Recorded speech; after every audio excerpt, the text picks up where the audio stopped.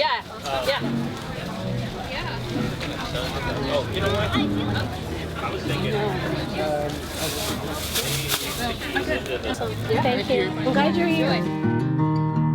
Unique to have a food vendor at one of these farmers markets actually utilizing produce from the farmer's stand that's right next door. You don't see that very often. This is our 4th year at the market. We started sourcing from the farmers, and we kind of developed a relationship with these specific people because they actually happen to be our neighbors at the market. So we have 2 booths at the market. One is a breakfast sandwich booth, and we offer people a fried egg. So we use Bobby's eggs.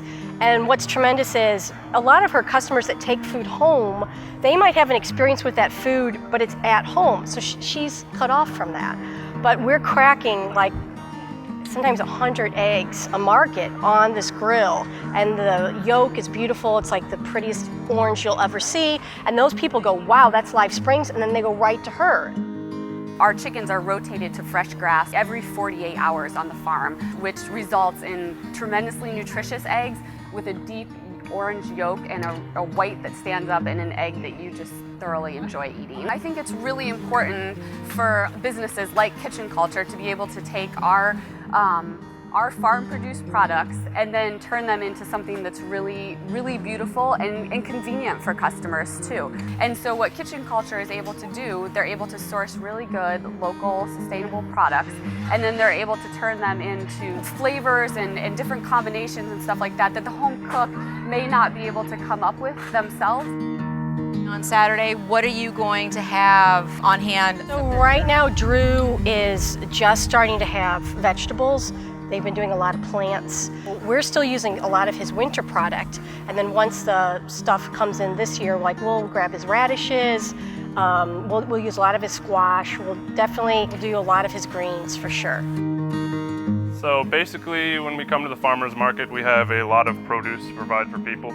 Fresh picked either that day or the day before or something. So at the end of the farmer's market, if we don't sell that to the customers, we provide that to Kitchen Kulture. When I think that Kitchen Kulture kind of puts a dish together for people to kind of open their minds a little bit to try something different. Gives them an idea of different recipes they can try, or to see that they don't just have to throw arugula in a salad. They can make a pesto out of it, or take kale and make, kimchi or any number of greens like bok choy and stuff. And it kind of helps us in that way because people can now understand like the product that we have, and they can figure out a better way to transform it to, I guess, expand their palate in the kitchen.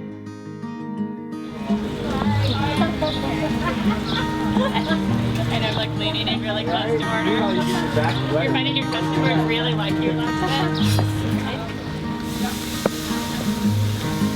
There's such a romantic idea of coming to the farmer's market and shopping and getting kale and getting, salad greens.